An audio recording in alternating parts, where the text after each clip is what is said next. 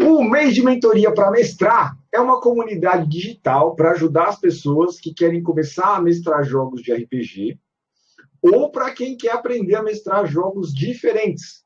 A gente está na segunda temporada do nosso programa e a gente já reuniu mais de 250 pessoas nessa comunidade incrível aqui, nessa segunda edição. A gente tem uma newsletter semanal que está chegando na sua última semana. Oh, todos choram. E um grupo no Telegram para bater uns papos e tirar dúvidas sobre os tópicos que a gente discute ao longo das semanas. A gente também grava e publica os nossos papos para você ouvir e se inspirar a vir jogar RPG com a gente, senão nessa edição na próxima, em janeiro que vem. Boas-vindas para quem está chegando agora, boas-vindas para quem está escutando a gente pelo Spotify e boas-vindas, Letícia Penteado, minha convidada de hoje. Diga lá, Letícia.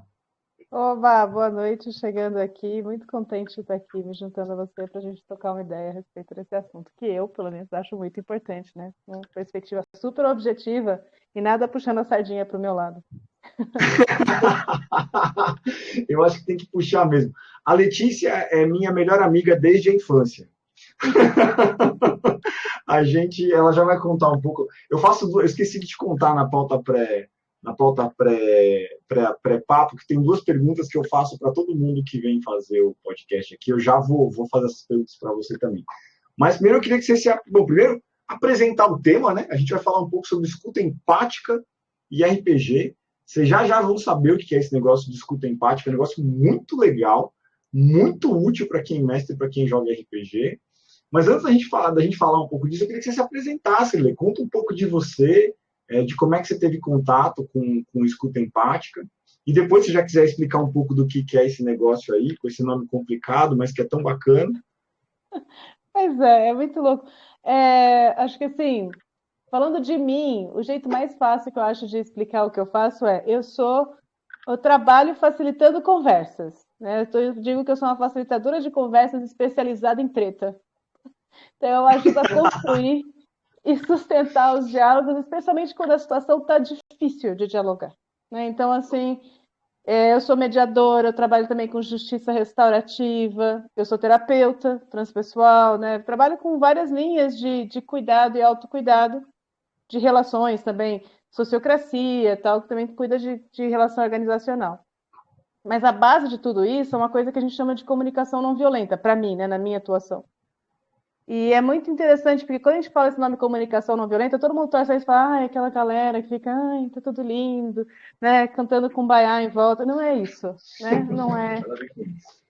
Esse nome de não violência vem da tradição do Martin Luther King, do Mahatma Gandhi, do Nelson Mandela, dos movimentos negro e feminista da década de 70, né? E foi algo que foi...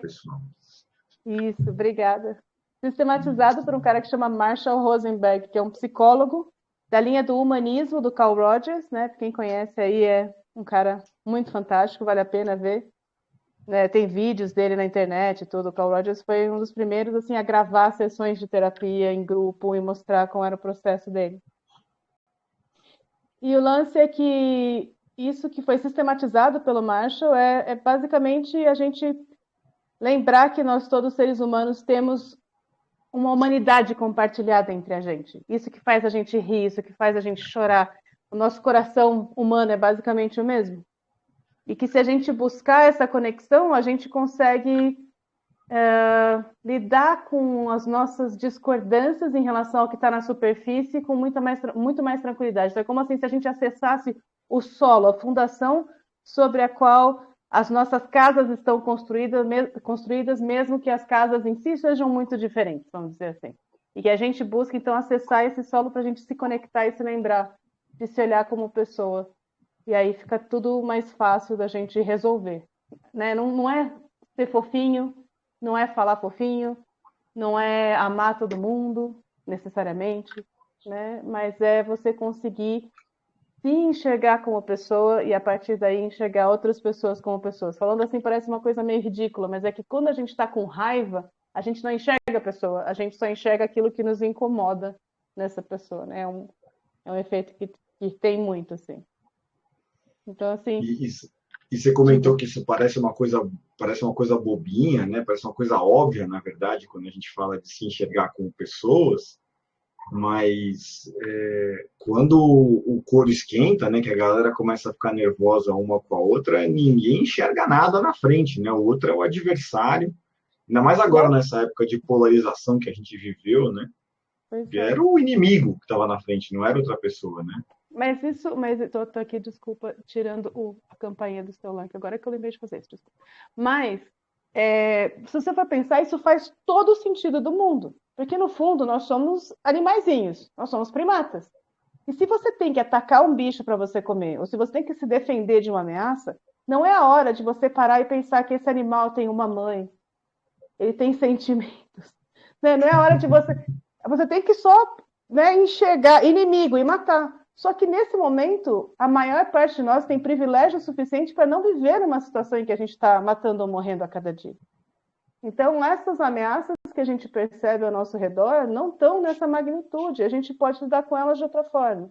E muitas vezes conseguir lidar com elas de outra forma traz resultados muito, muito melhores, no sentido de mais satisfatórios, mais duradouros, mais transformadores, mais harmônicos, enfim.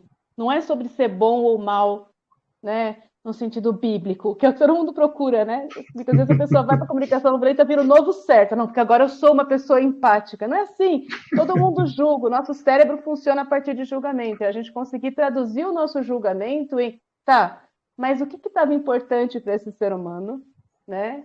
Que também é importante para mim, essa coisa que a gente compartilha, e de que forma a gente pode conseguir cuidar disso que é importante para essa pessoa e também cuidar daquilo que é importante para mim, para a gente conseguir conviver. De que jeito que a gente convive? Enfim, a gente não precisa dar as mãos e ficar dançando ciranda, mas de que jeito a gente consegue não se matar nesse momento? Só agora, um pouquinho mais 5 minutos, né? Tipo assim, basicamente. É muito louco porque quando acho que as pessoas têm esse efeito de maravilhamento, né? Quando elas veem a comunicação não violenta pela primeira vez, pelo menos eu tive quando eu li o primeiro livro de comunicação, não era um livro de comunicação não violenta, mas o primeiro livro que eu li que tangenciou por esses assuntos foi o Conversas Difíceis, que ele ensina técnicas mesmo. Deixa eu ver se eu acho ele aqui para mostrar a trilha aqui. Ó. Um dos meus livros favoritos. Ele é um dos meus mais antiguinhos, mas é um dos meus favoritos. Do Douglas Stone, do Bill Spadon e da Sheila Hinn. É esse livro aqui, que era um curso, na verdade, de uma universidade famosíssima, né, lá dos Estados Unidos, que acabou virando um livro e começa a falar disso, esse maravilhamento que me causou, pelo menos quando eu li a primeira vez o Conversas Difíceis, é porque ele te dá técnicas, né? Ele te ensina técnicas para você exercitar. É quase como se fosse um treinamento mesmo, né? Você se treina para quando está em situações de tensão, né? Quando você entra em situações de tensão, para você não deixar essa tensão não deixar, né, mas tentar que ela influencie menos o teu comportamento e prejudique menos a conversa, a negociação que está acontecendo ali, né? Isso, é como as artes marciais, né? Você fica treinando e Exatamente. treinando e treinando e repetindo o mesmo movimento ali na tranquilidade, num ambiente controlado, num ambiente relativamente seguro. Eu não gosto de usar essa palavra porque para mim segurança é uma ilusão. Mas num ambiente cuidado, né? Então você está naquele ambiente cuidado e você fica praticando e você cria uma memória muscular para que no momento em que aquilo seja necessário você vá para aquele lugar ao invés de ir para o seu habitual. Porque no lance de comunicação, muitas vezes as pessoas ficam muito frustradas, porque eu estou estudando isso há não sei quantos anos e hoje mesmo assim eu respondi: respira, né? Você passou quantos anos praticando uma comunicação que é voltada para certo e errado, para bom e mal?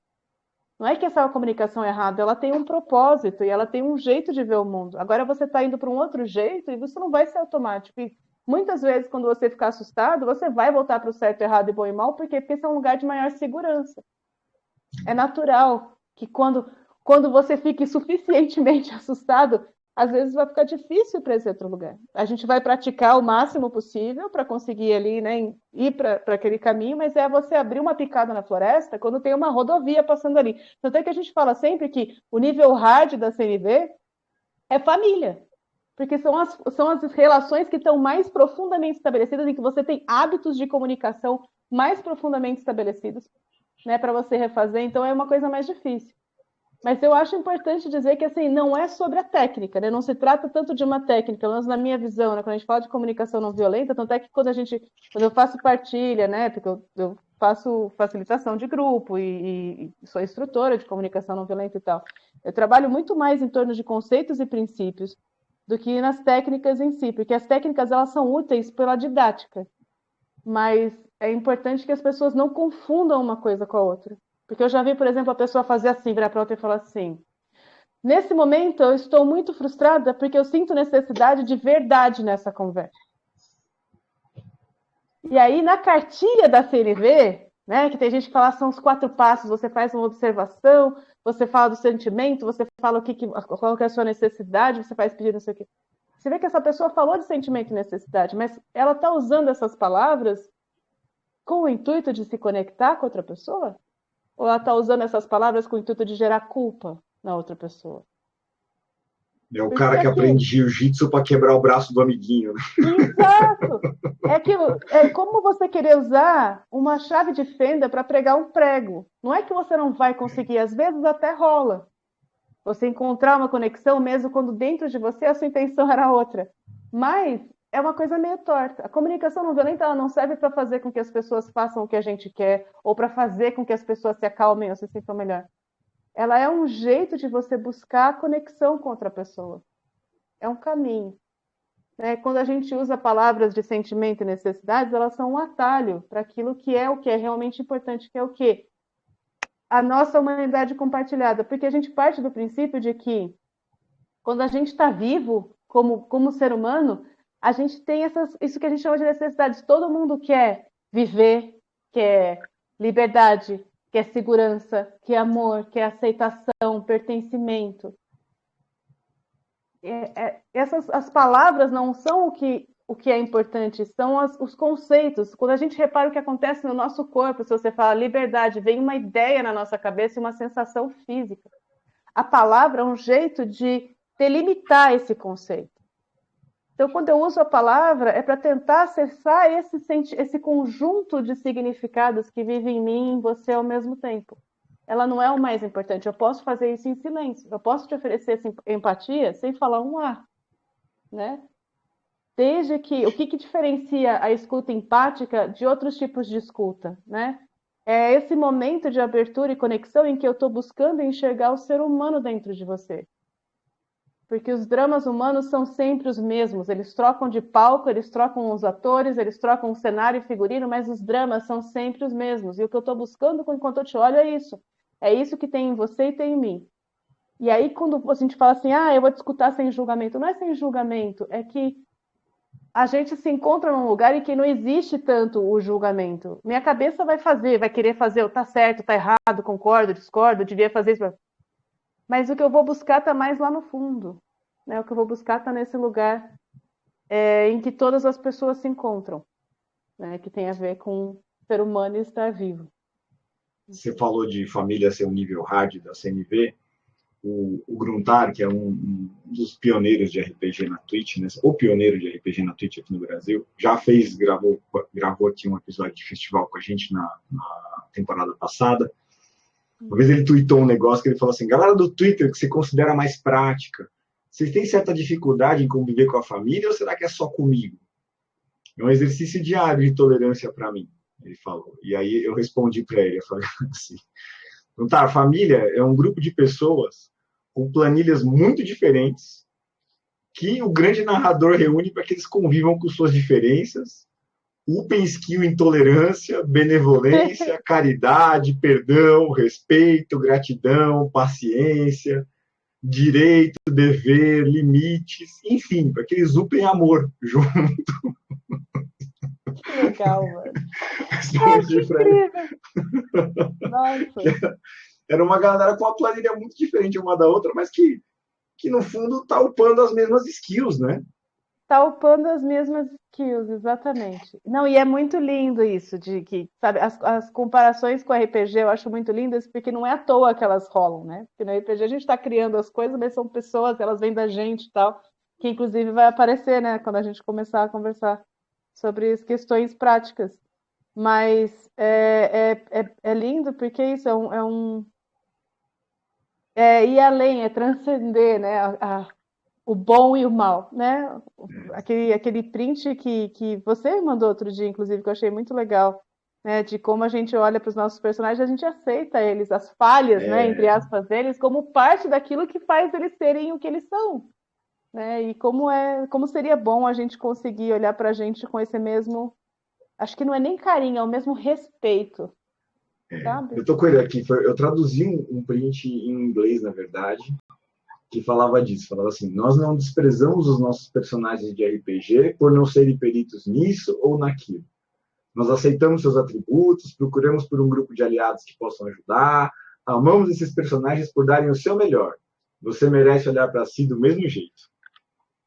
Que é Isso. lindo, né? Se você É, imaginar que a gente faz isso com os personagens, às vezes não faz isso, às vezes não, né? A maioria das vezes a gente não faz isso com a gente se cobra mais, meu Deus do céu, tenho que dar conta de tudo sozinho, tenho que dar conta de tudo, tenho que vencer esse adversário e tal, e vira uma luta, né? não, e é o RPG mais chato do mundo, esse em que você chega e você já é foda. Você não tem nada para É, crescer. Né? A gente nunca começa a campanha, tipo, a gente começa aqui, tá no nível zero, tá ali começando, porque senão que graça tem? Você já pode matar no peito qualquer coisa que apareça. Agora, é engraçado como na vida, isso significa que a gente não tá seguro, né? É muito vulnerável. Então é difícil de lidar com isso, aceitar isso na vida. No RPG é fácil, porque se você morrer, sei lá, você faz outro personagem. Na vida não é bem assim, né? pois é, parte da coisa, da parte boa, uma das grandes vantagens da RPG é justamente essa, né? É É, que na RPG a gente não precisa ter tanto medo assim de lidar com esse tipo de situação quanto na vida, né? As consequências sim, são mais leves. Eu vou começar a falar um pouco de RPG. As duas vamos. perguntas que eu faço para todo mundo que vem para essa conversa são as seguintes. Hum. Acho que as duas eu já sei a resposta, mas acho que vale deixar registrada aqui de qualquer forma eu quero te ouvir responder. A primeira delas é como você começou a jogar RPG. Bom, segundo você, Kobe, eu comecei a jogar RPG quando eu era criança. Então, o que eu aprendi com você, né, é que o RPG sempre existiu em mim de um jeito ou de outro. E realmente, tipo, a minha brincadeira favorita era faz de conta, era pintar mapas muito coloridos e liderar um bando de crianças pelo mapa, assim. E aí tinha vulcão e tinha buraco, e aí todo mundo caía no buraco, aí não sei o quê, e aí as feras, e aí lá lá lá. E assim, era muito Já apaixonada por mestrava. isso. Isso, é, então, sem saber, né? E aí, assim, quando eu era adolescente, eu acho que meu pai me comprou um livro de GURPS. Ele chegou a comprar aquele clássico preto, sabe? Sei, Que vinha sei. com dadinho, né? O D6 e tal. Mas eu nunca entrei mesmo, né? E aí foi indo no colegial, tinha uma galera que jogava e eu me interessava muito, mas ao mesmo tempo, né? Eu estava muito ocupada sendo muito porra louca, não tinha muito tempo para parar e jogar.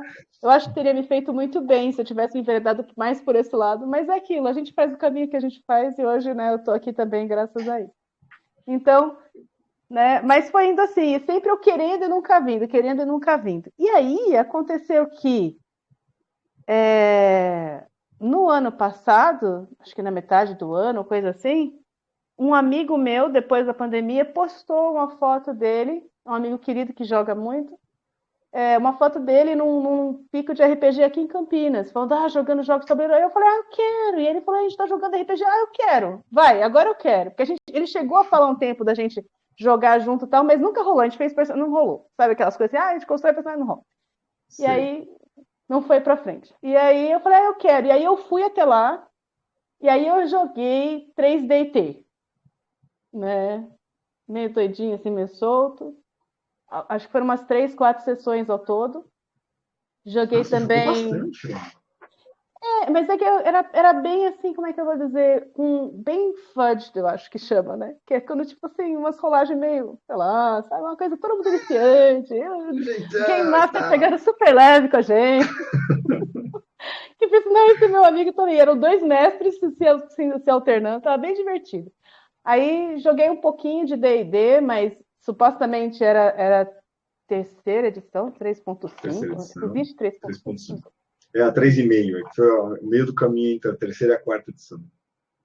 Mas foi mais isso, construímos o personagem e aí, tipo, jogamos uma sessão e meia, vamos dizer. E aí, não, sei lá, nem sei se conta como uma experiência de Dungeons and Dragons. Aí eu joguei. Você começou a mestrar Tales from the Loop. E assim, foi uma Encontrou coisa a luz. inacreditável. Nossa Senhora! Inacreditável. Foi incrível, porque assim, me abriu um mundo novo. Aí eu participei de uma sessão só de Call of Cthulhu, que foi incrível, foi sensacional, foi maravilhoso, foi emocionante também. Nunca mais aconteceu, porque desde então todo mundo está muito ocupado. Mas assim, também fiquei apaixonada. E eu percebi que tinha isso. E ouvindo vocês, né, lá no RPG. Ao mesmo tempo, lá na Teal Network, que é um pessoal que trabalha com organizações orgânicas, que é esse jeito novo de olhar para as organizações, né, de um jeito de distribuição de poder, de compartilhamento de decisão, ferramentais maravilhosos, né, ali. É um pessoal que, para quem se interessa por esses assuntos, é um pessoal que vale muito a pena conhecer. E aí foi ali que eu conheci o COB, né? E tem um projeto lá de analisar o RPG e como o RPG pode apoiar essas coisas de organizacional, de esse olhar, né? E o COB começou a mestrar o Teals, Tales from the Loop, a gente mestra lá. o Tales from the Loop, e foi incrível. E foi muito legal porque observando as conversas de vocês por lá e aqui, né, na mentoria também, e me observando que eu percebi assim que essa linha de RPG mais narrativo, interpretativo, para mim é muito mais da minha praia, mais psicológico, mais, né, é uma coisa que eu adoro assim, e o quanto isso é poderoso para trabalhar questões assim profundas da psique, né? É engraçado porque na psicologia transpessoal a gente trabalha muito com visualização, com estado alterado de consciência da pessoa, ir para a meditação e a gente ir caminhando e ela ir descrevendo o que está acontecendo com imagético, com simbolismo. E assim, no RPG isso aparece com a pessoa em estado de vigília, quer dizer, a pessoa está acordada e ela está absolutamente imersa numa fantasia e reagindo ali dentro com aquele personagem dela. E é muito incrível trabalhar com isso.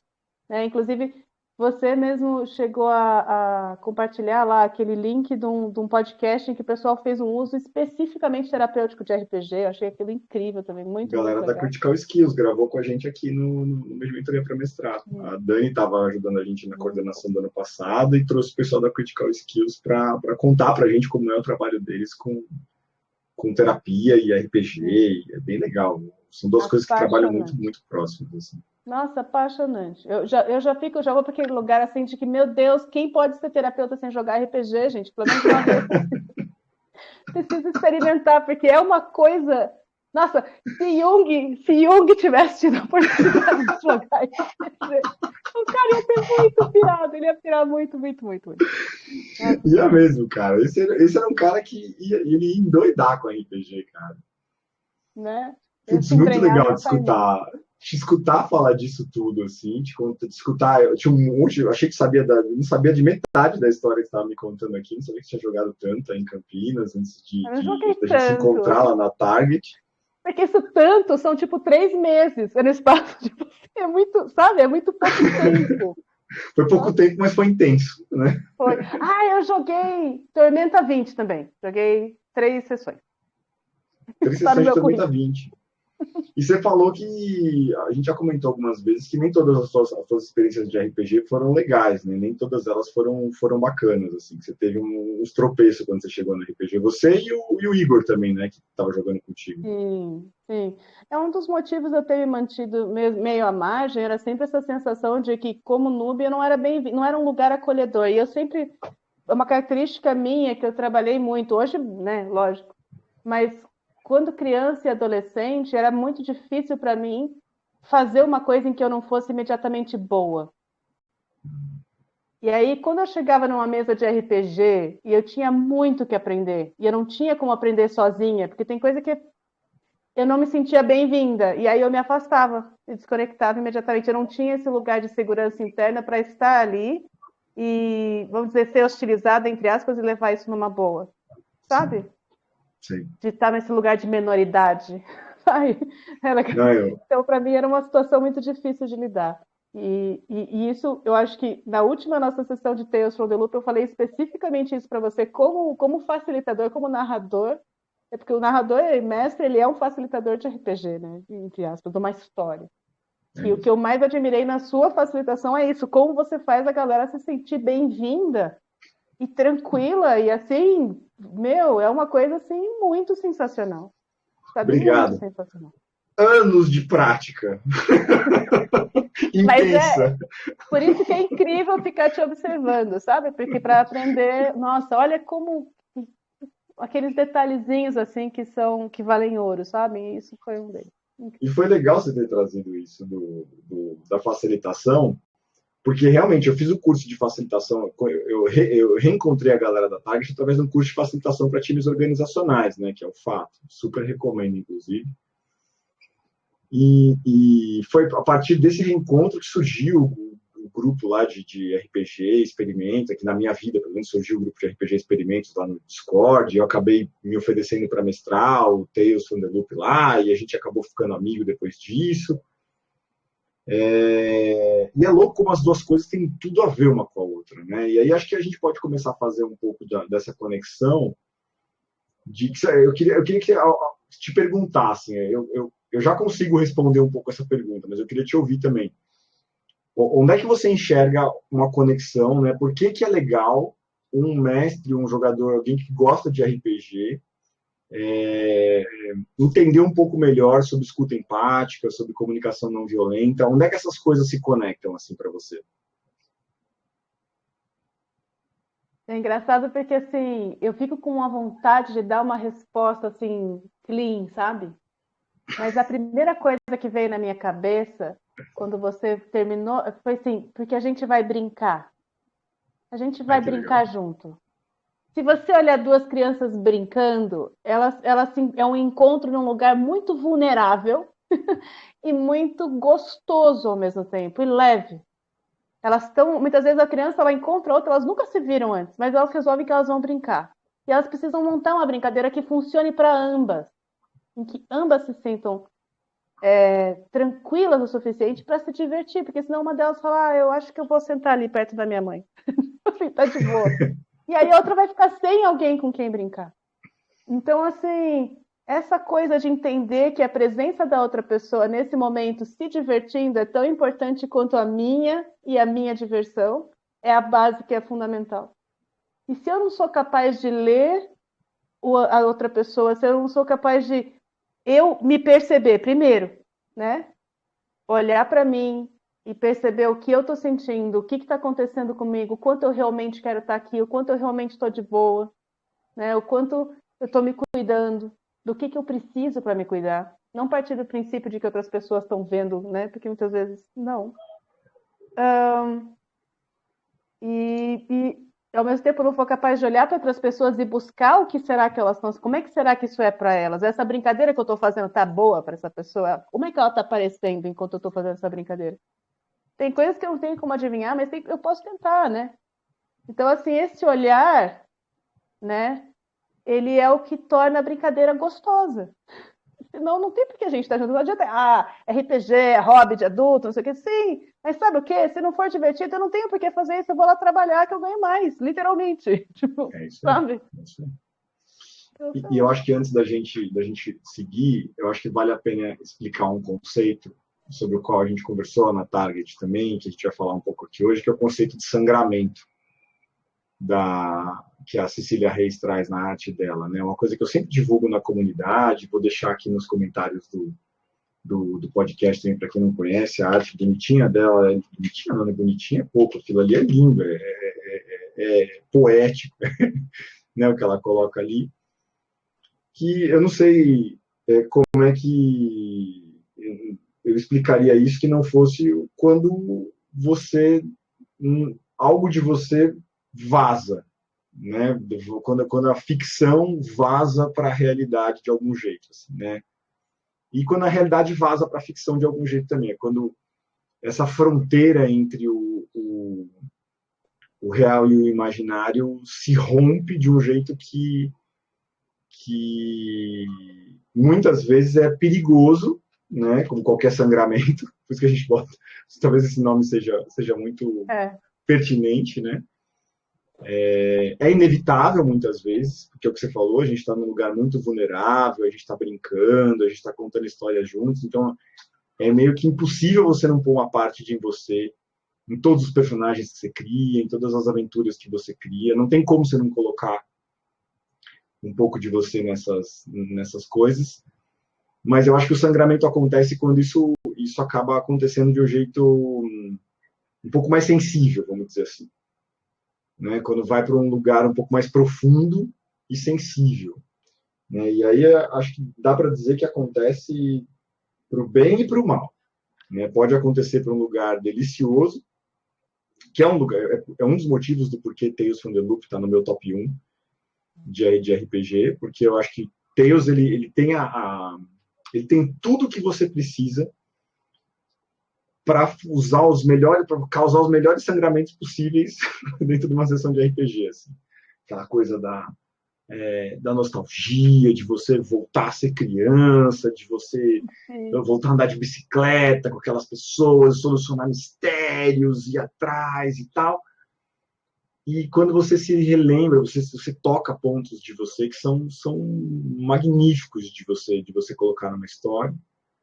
Mas tem a parte ruim também, né? Que é quando esse sangramento acontece trazendo o pior, né? Muitas vezes coisas ruins da gente relembra uma experiência ruim que você não queria relembrar, ou toca num ponto onde você é mais sensível e você fica Nossa, reativo, ativa um né? gatilho, né? Ativam um gatilho. Por isso a gente fala muito aqui no meio de mentoria para mestrado da importância das ferramentas de sessão zero, né? Quando a gente faz a sessão zero lá, que você coloca a planilha de consentimento, você mostra para as pessoas e você está sempre aberto para escutar isso. Isso é uma coisa que a gente fala também aqui, e eu vou me estender só para explicar um pouco mais sobre essa coisa da planilha de consentimento, porque por mais que você mostre a planilha de consentimento para os seus jogadores, eu fui uma dessas pessoas. Eu não sabia que eu tinha certos gatilhos. Eu olhei a planilha, achei que não tinha, muitos dos gatilhos estavam ali, e eu fui descobrindo esses gatilhos conforme eles foram aparecendo em jogo. E eu precisei disso aí que você falou no começo da nossa conversa. Voltar a me perceber como pessoa. Né? Que você fala, parece óbvio, mas não é. Não é mesmo. Né? Eu li aquela planilhona de consentimento lá, eu disse, não, isso aí tudo é tiro de letra. Isso aí tudo eu já joguei com isso e tal. Só que você é uma pessoa que não está sempre na sua melhor forma. Né? Às vezes você está com uma situação mais sensível, às vezes tua cabeça não está legal, teu coração já está meio sensível por causa de alguma coisa. É uma coisa que Sim. normalmente não mexeria com você, mexe. Né? Então é importante, eu acho, que você não só apresentar a planilha de consentimento, mas fazer a manutenção do ambiente de jogo para que quando uma coisa dessa acontecer, né, quando a pessoa perceber que ela tem um gatilho, quando você perceber que está acontecendo um gatilho no teu jogo, você ser o fiel que vai falar da balança ali, que vai falar, peraí, gente, vamos tomar uma água, né? Vamos, sei lá, Isso. parece que está acontecendo alguma coisa aqui. Para mim, me lembra muito a dinâmica de sexo, e especialmente sexo com kink, tipo BDSM, sabe? Que são Sim, espaços de brincadeira. O sexo é uma brincadeira. É total. um dos jeitos que a gente brinca. Inclusive, é um dos espaços de brincadeira mais vulnerável que a gente tem. Mais vulneráveis, né? Então, e eu acho importante porque você vê, mesmo que eu combine com você que eu tô ok com isso, com isso, com isso, com isso, e ontem eu tenha, uau, isso aqui, hoje talvez eu não esteja.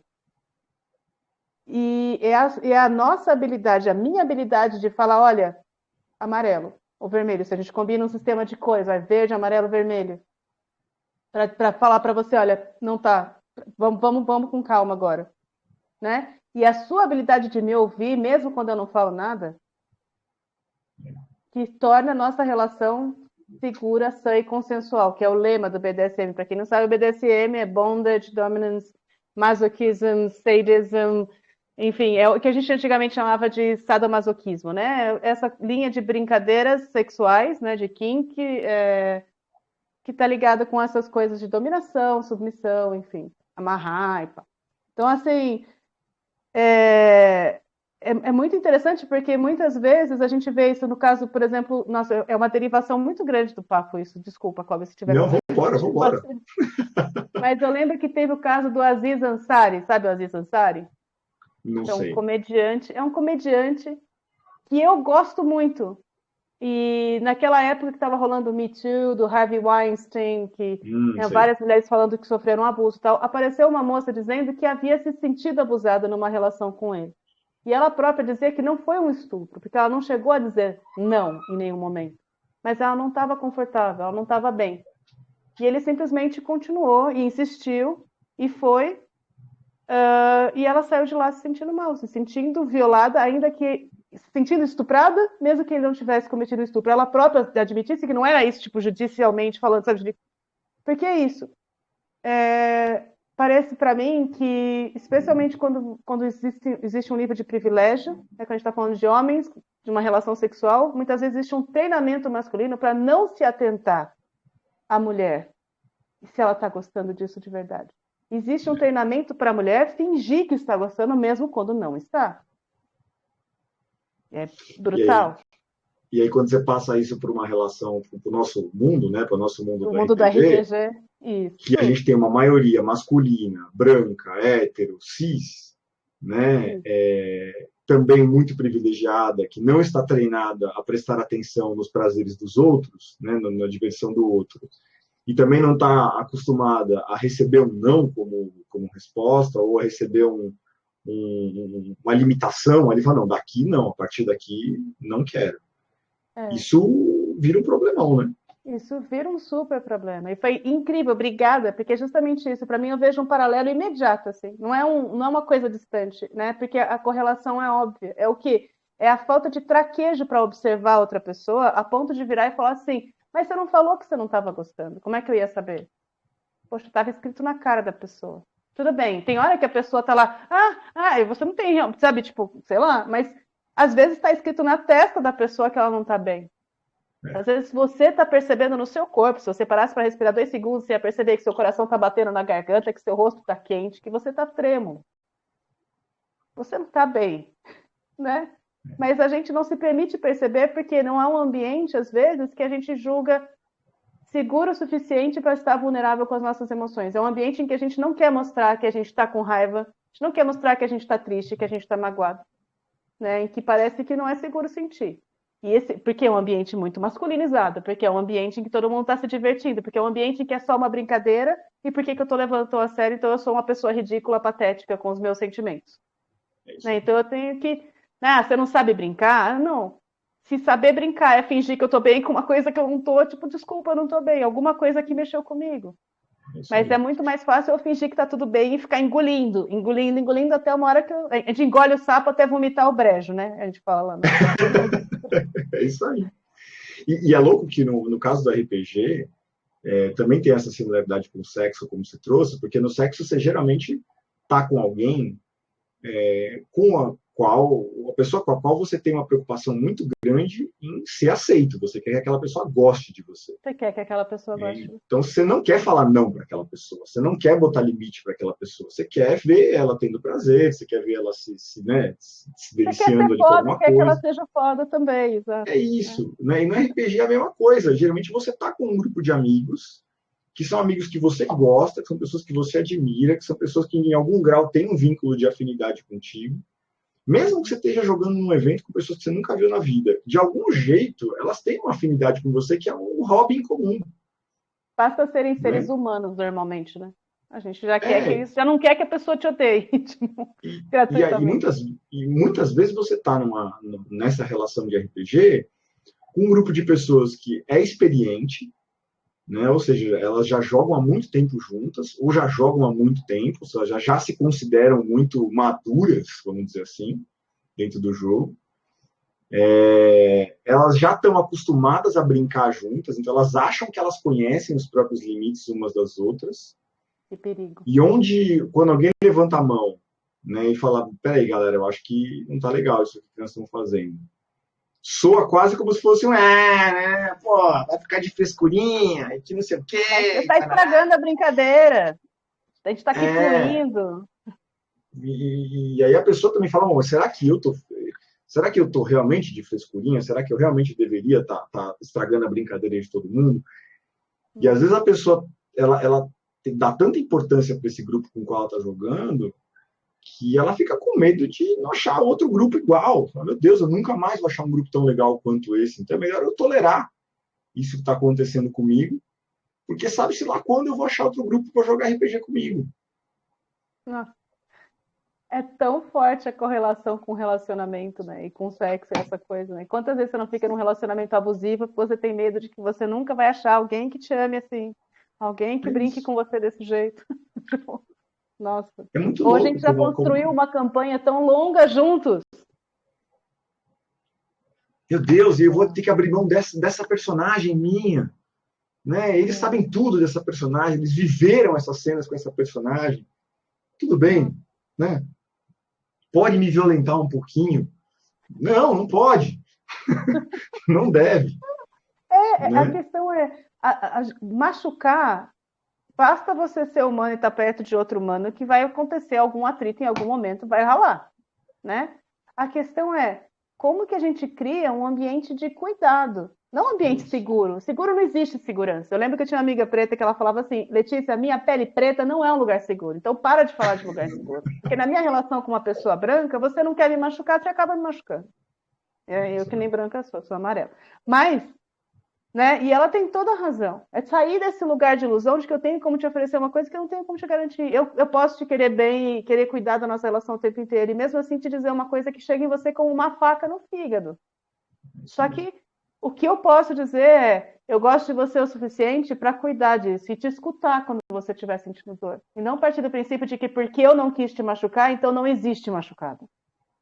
Eu piso no teu pé, não interessa se foi de propósito ou sem querer. A primeira coisa que eu falo é: pô, desculpa. Tô vendo A que dor é doeu. sua, né? Quem está sentindo a dor é a pessoa que disse que está sentindo a dor. Não tem como você medir. Aliás, isso é uma coisa que a medicina moderna ainda não resolveu. Né? Não tem como medir grau de dor das Não tem como pessoas. de grau de dor. Exatamente. É A altamente medicina subjetivo. moderna não resolveu.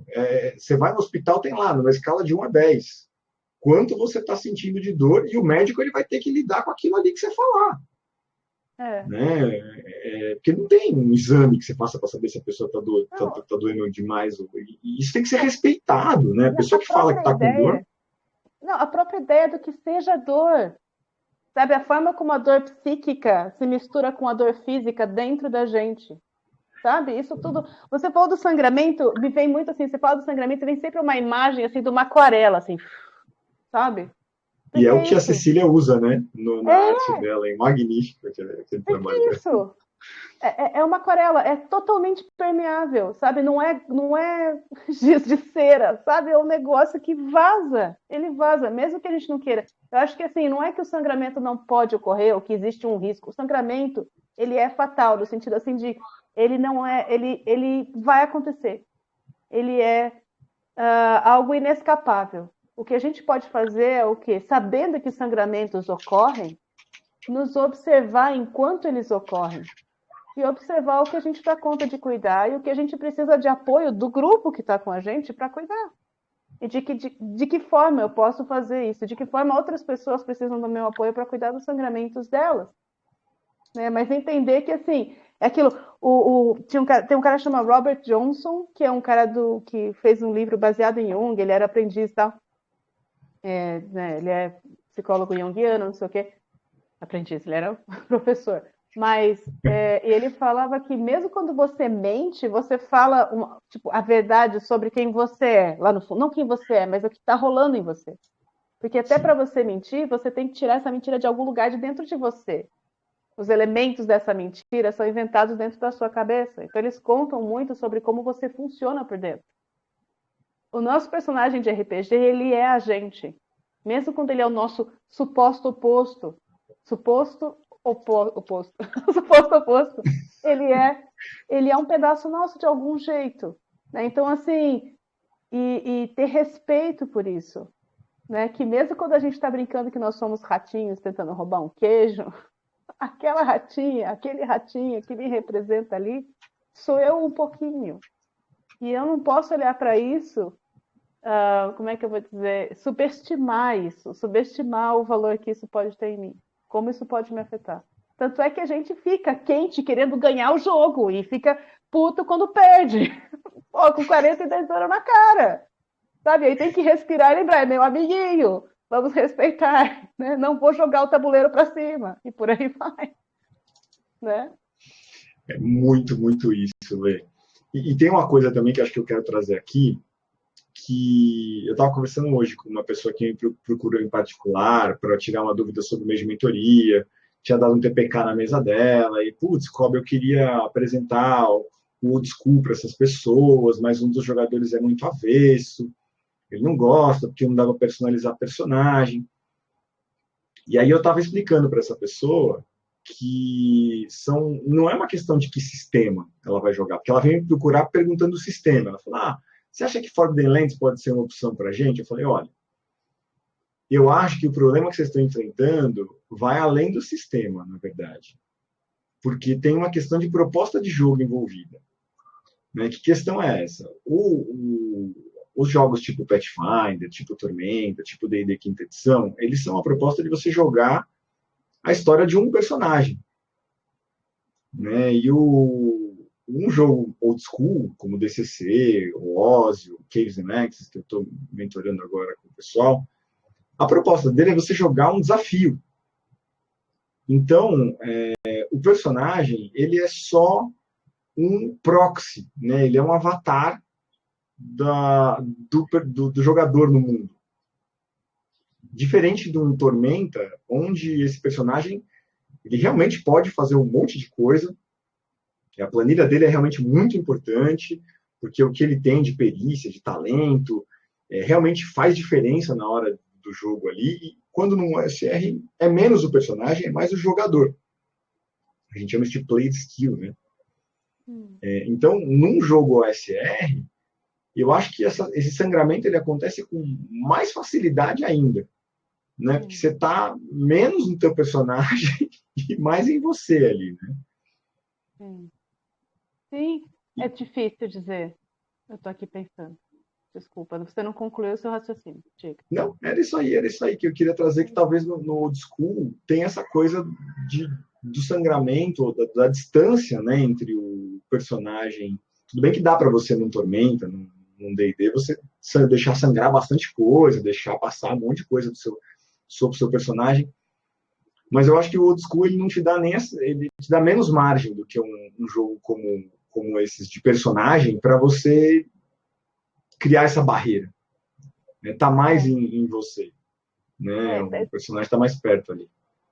Eu acho que assim pode ter esse efeito, acho que depende da pessoa. Eu tô aqui pensando, por quê? Porque pode às vezes existir um efeito que é esse personagem é tão diferente de mim que eu não preciso me preocupar. E aí nessa hora que mora o perigo, é aquilo que a gente estava conversando antes. O sangramento ele é fatal. Não no sentido de que ele é letal, ele não é fatal que vai matar alguém, mas ele é fatal que ele é fatídico, ele vai ocorrer. Sabe? Quer você queira, quer não. Quer queira, quer não. O que você pode mudar em relação ao sangramento é o nível de consciência que você tem dele enquanto ele ocorre. Então, o fato de você ficar prestando atenção no seu sangramento e no sangramento de outras pessoas permite você lidar com isso de outra forma. E muitas vezes o que acontece é que você cria, eu sou uma gárgula de inteligência 2. Sei lá, sou 3, né? Um cachorro. Sei lá. Ok, e aí eu me permito ser a gárgula e eu não tem nada meu ali. É uma gárgula. Não. E aí, de repente, eu me pego irritadíssima, porque alguém me jogou uma bola de fogo no meio de uma não sei o quê, e tipo, sabe, mas é uma gárgula. A pessoa não me levou porque a sério. você largou mão disso, né? Você fala, não sou eu mesmo, então não preciso me preocupar com isso. Né? Só que não é assim, né? Não é. E essa coisa, acho que eu queria reforçar um pouco essa coisa antes da gente entrar no exemplo, que eu queria explorar um pouco contigo do que eu vivi nas últimas semanas aí, destacar um pouco essa coisa, a importância da manutenção nesse ambiente de cuidado que que um grupo de RPG, que uma sessão de RPG precisa ser. Né? Eu lembro de um amigo me falando de uma frase que tem 3 tipos de pessoas que você nunca pode esquecer na sua vida. né? Aquelas que te ajudaram no momento que você estava mais fudido, aquelas que te deixaram nos momentos onde você te enfiaram, né, nos momentos onde você estava nas piores encrencas, e aquelas que te viraram as costas no momento em que você estava nas piores encrencas. Então, quem te ajudou nas suas piores encrencas, quem te abandonou nas piores encrencas e quem te enfiou nas piores encrencas. Uau! Eram os 3 tipos de pessoas que você nunca podia esquecer na sua vida. Um abraço pro Will. Conheci jogando RPG, um dos meus melhores amigos, meu irmão mais velho, me ensinou essa frase aí.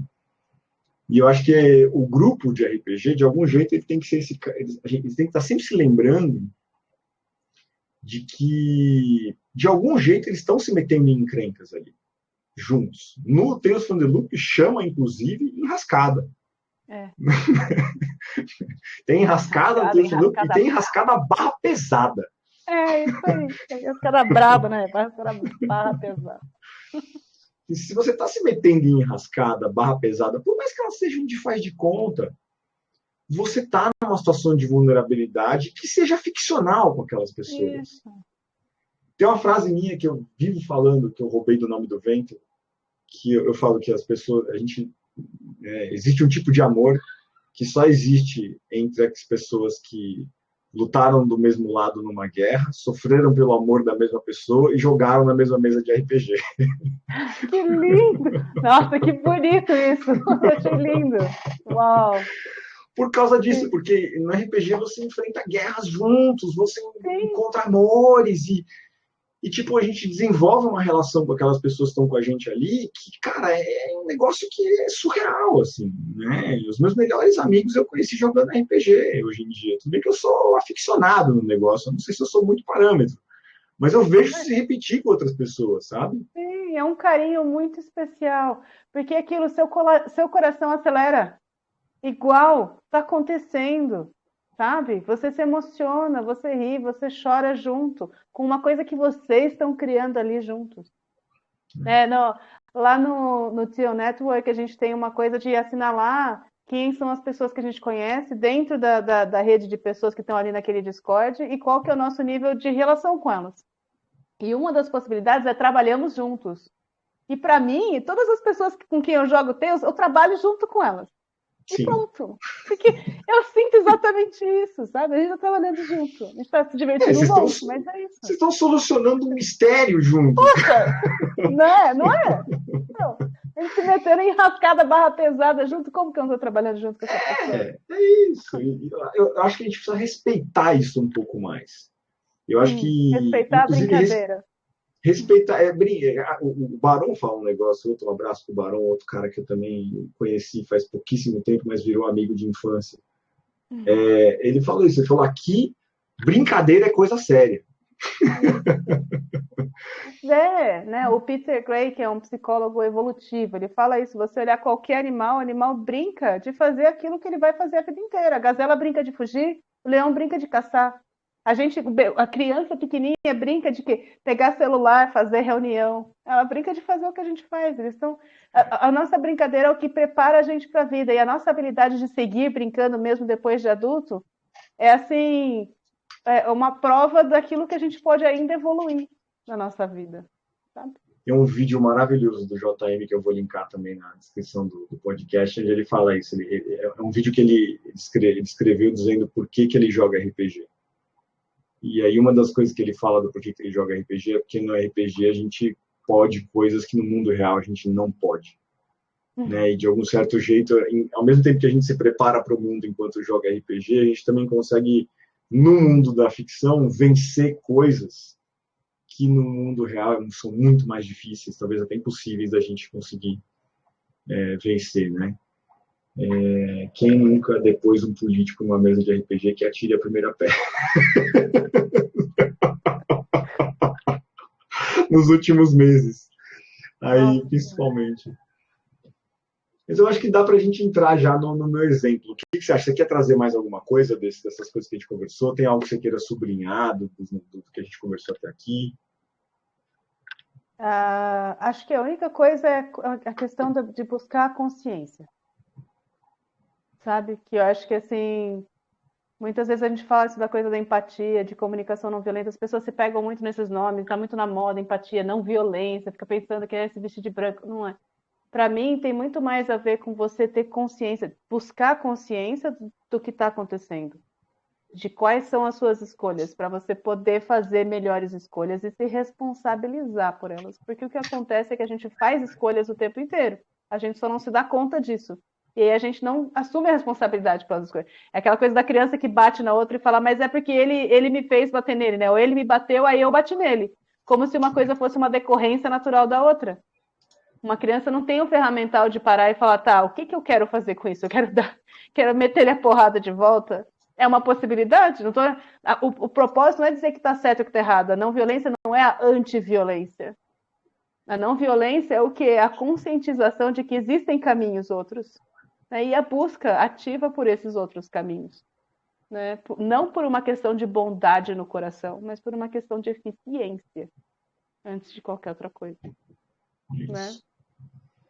Não é isso. Consciência. A chave é consciência, né? Sempre. O negócio que a gente estava falando do sangramento. Ah, não é, não vou ter sangramento. Não vou julgar as pessoas. Mano, você vai julgar. Você precisa estar consciente de que o tempo inteiro você está julgando. Então, olhe os seus julgamentos não como a realidade, mas como julgamentos. E tudo bem? Só lembrar, né, que são julgamentos. Ah, não vou ter sangramento. Vai ter sangramento. Então, lembre-se de observar você enquanto você joga para observar os seus sangramentos. É só isso. Né?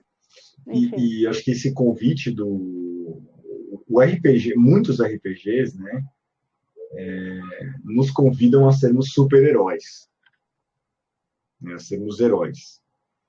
E meus 12 anos de terapia me ensinaram que tirar a capa do herói não é uma coisa fácil.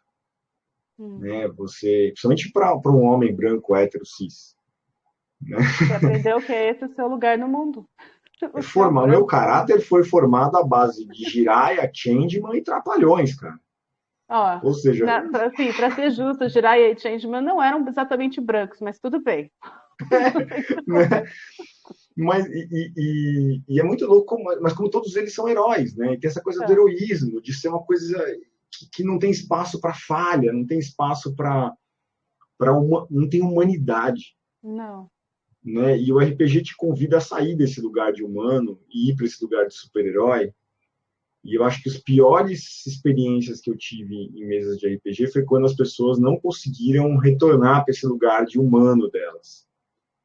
Né? Onde elas ficaram nesse lugar de super-heróis e super-heroínas e não conseguiram abandonar esse lugar de super-heróis e super-heroínas e não se perceberam que é o que você está convidando a gente a fazer. Né? Volta para o teu corpo, lembra que você é de carne e osso, que você sente medo, raiva, angústia, tristeza, e se percebe o que está acontecendo com você nessa brincadeira. Né? Não deixa, não trate isso levianamente, porque não é leviano. Isso. Né? A gente não aprende a nossa vida inteira de que é leviano, que é besteira. Então, o processo de aprender a validar os nossos sentimentos e levar eles a sério é longo e árduo.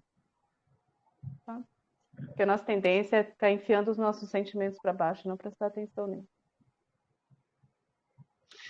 Em suma, essa conversa toda aqui que a gente está tendo, ela nasceu de um lugar muito específico.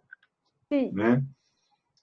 Eu vim até a comunidade em busca de ajuda para abordar um grupo de RPG que eu estava jogando por conta de uma situação onde eu me senti hostilizado. E aí eu acho que cabe uma série de disclaimers, de contexto, né, para que as pessoas possam aproveitar esse exemplo que a gente vai trazer aqui e entender onde é que uma coisa conecta com a outra. Né? Eu trouxe essa situação para a comunidade, né? Falei, gente, ó, a gente está aqui no meio da comunidade do Mês de Mentoria para Mestrar, e eu vivi uma experiência